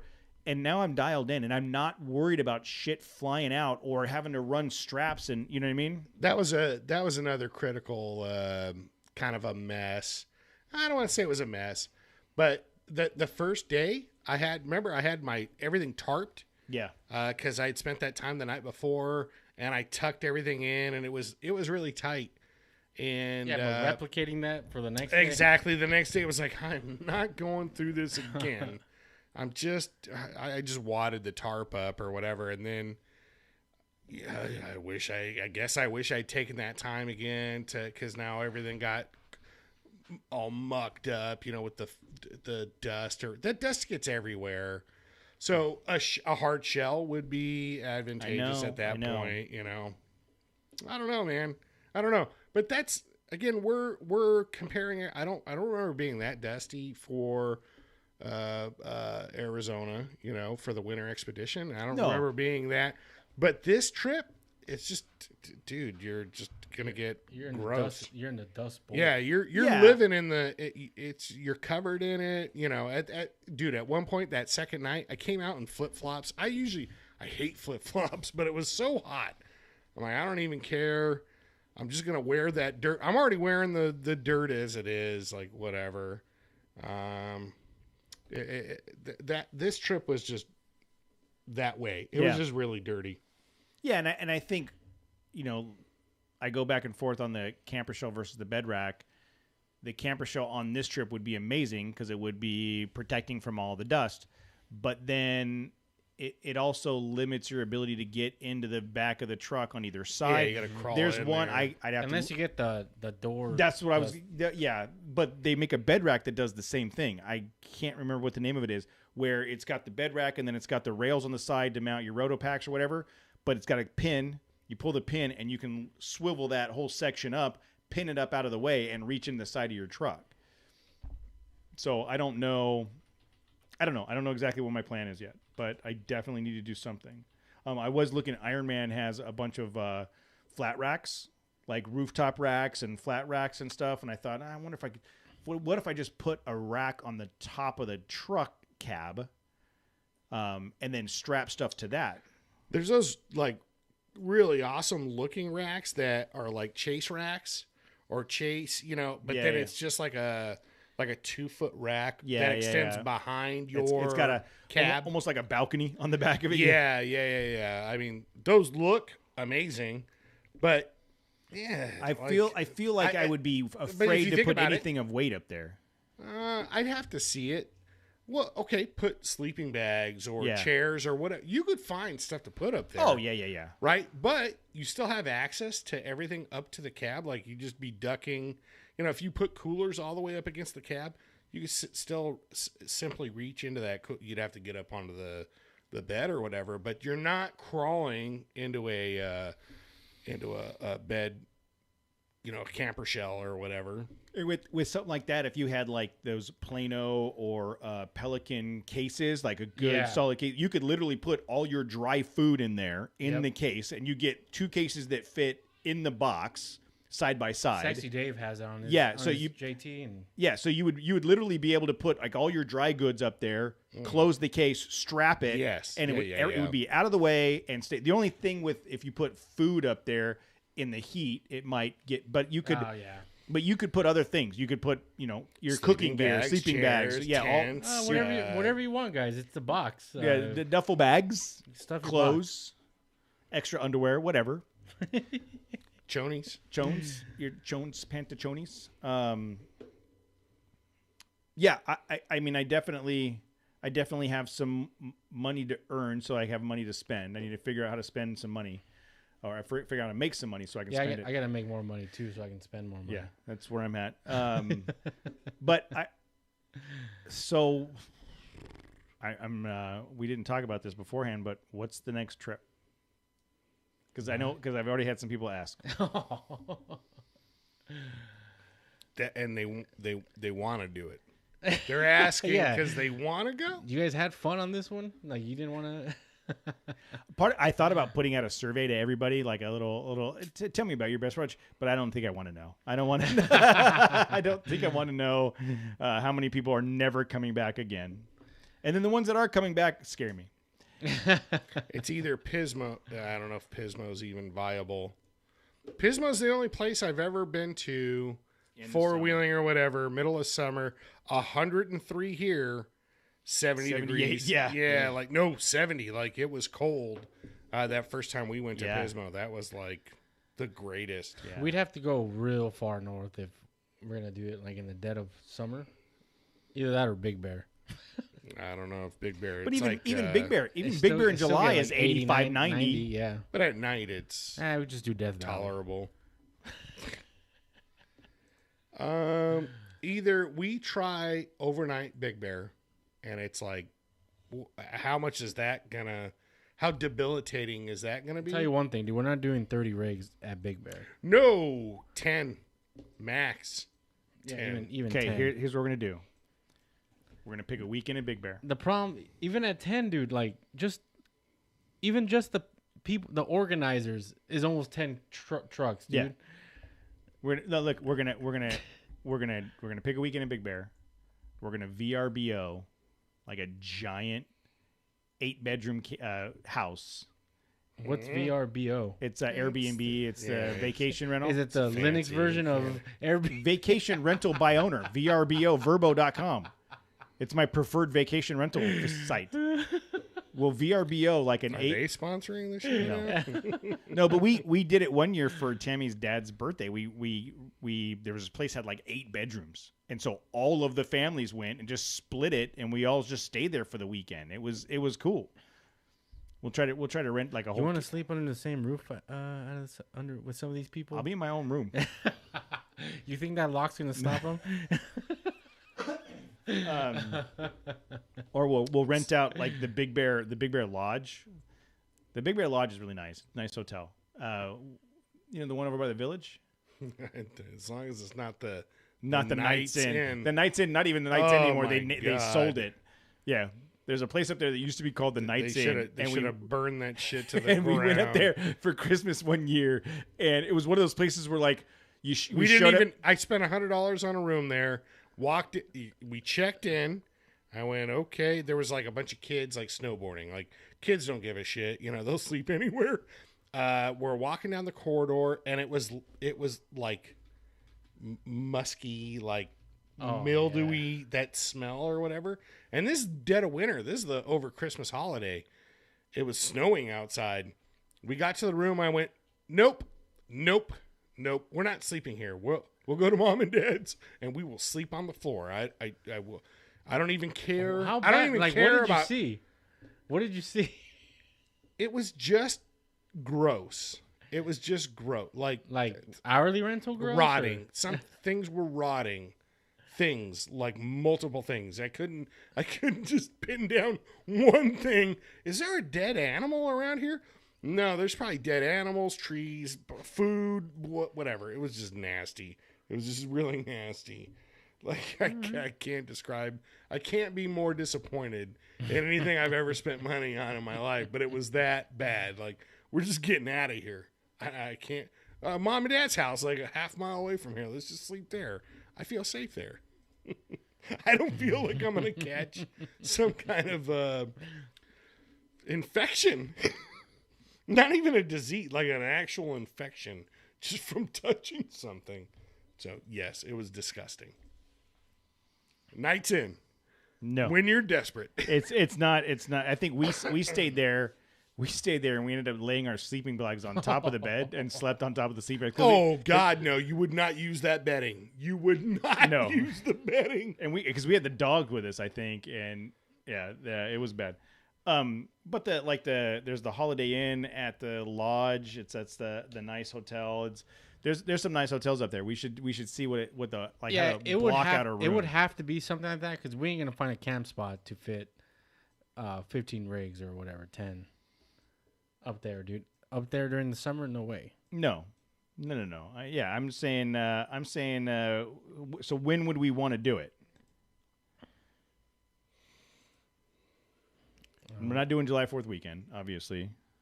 I say August. So if What does August look like?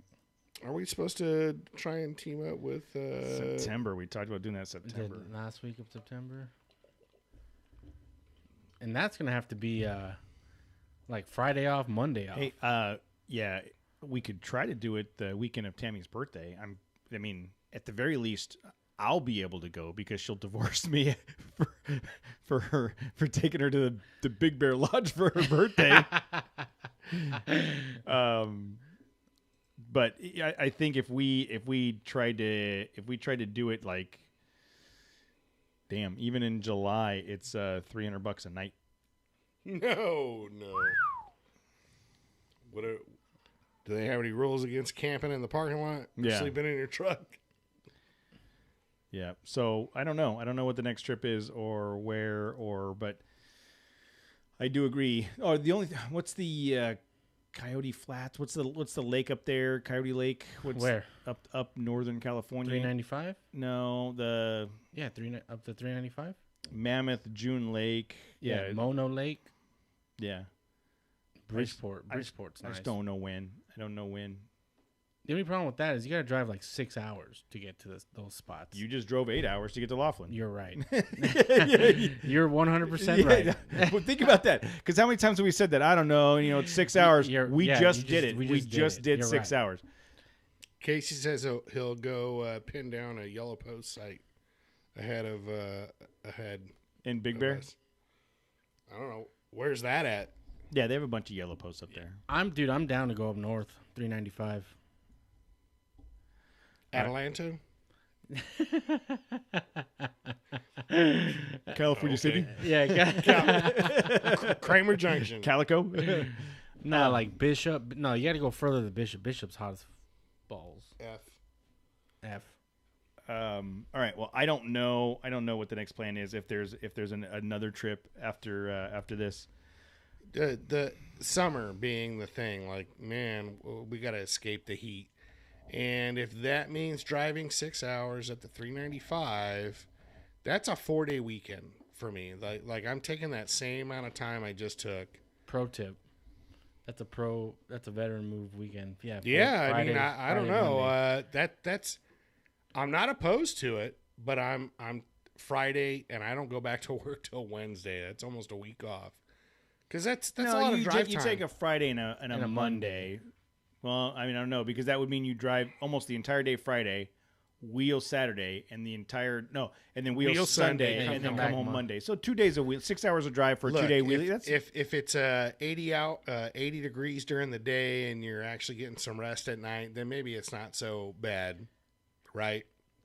You don't need that additional day to hibernate and try and recover life force in a dark bedroom with the AC running.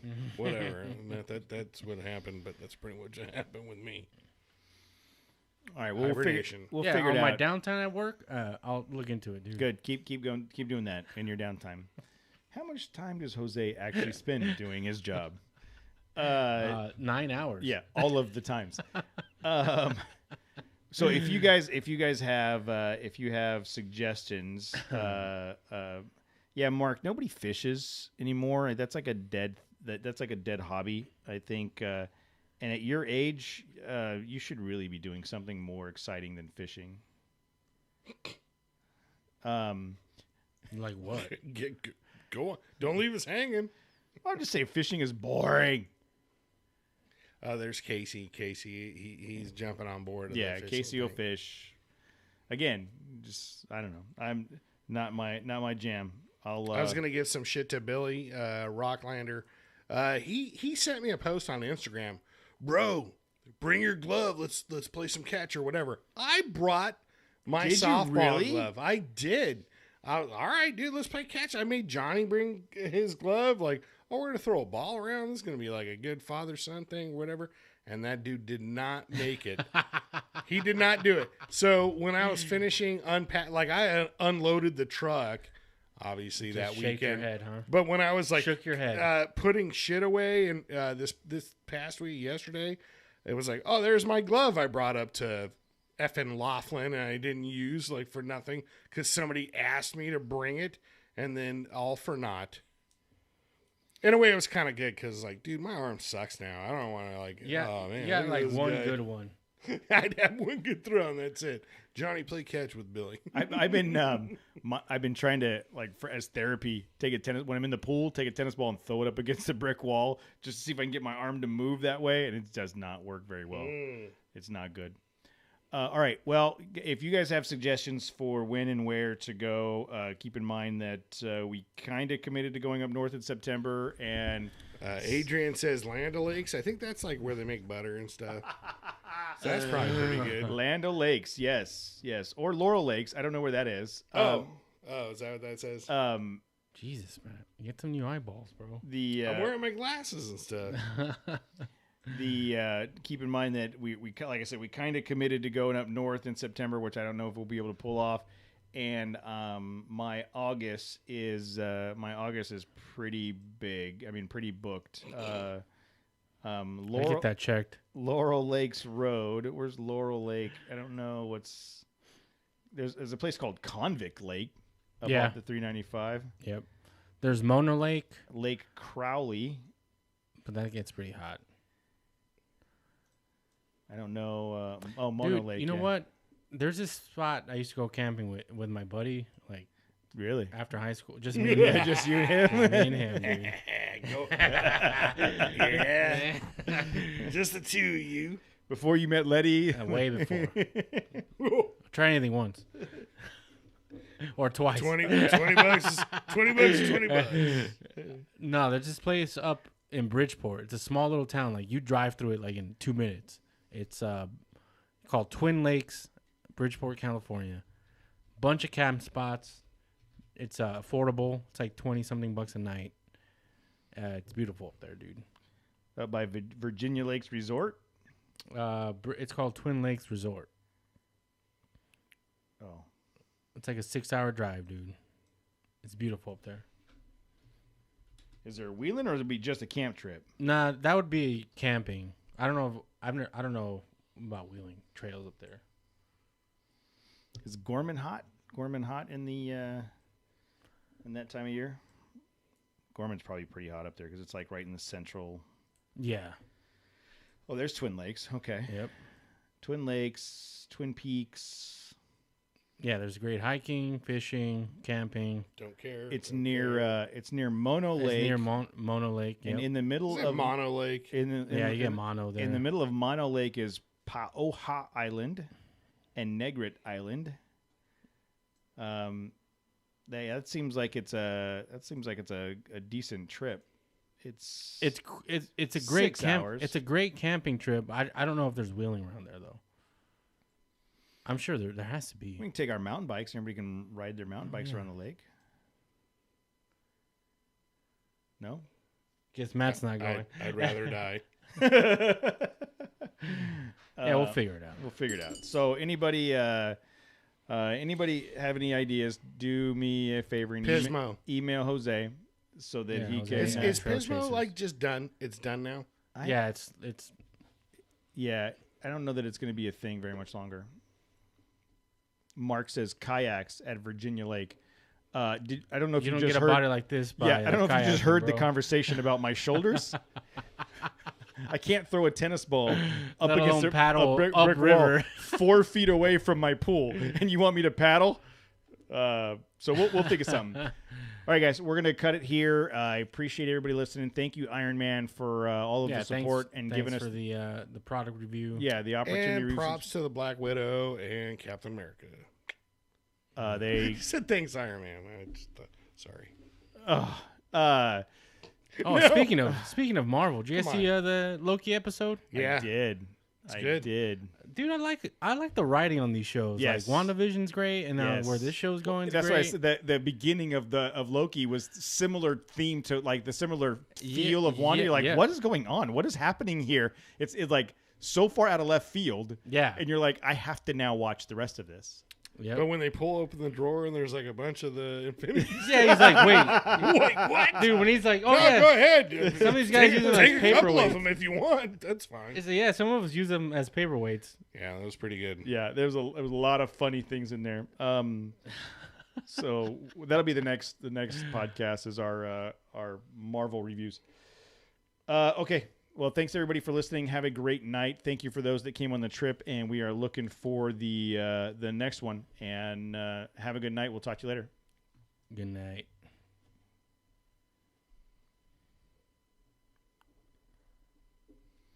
All right. Somebody was also just saying Kennedy Meadows.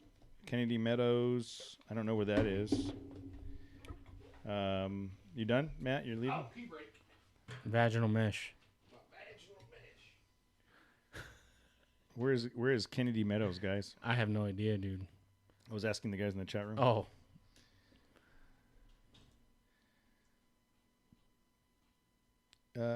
Kennedy Meadows is northeast of Bakersfield, but not nearly as far away as Mono Lake. Yeah, but what's it like during the summer? So it says it's 3 hours away.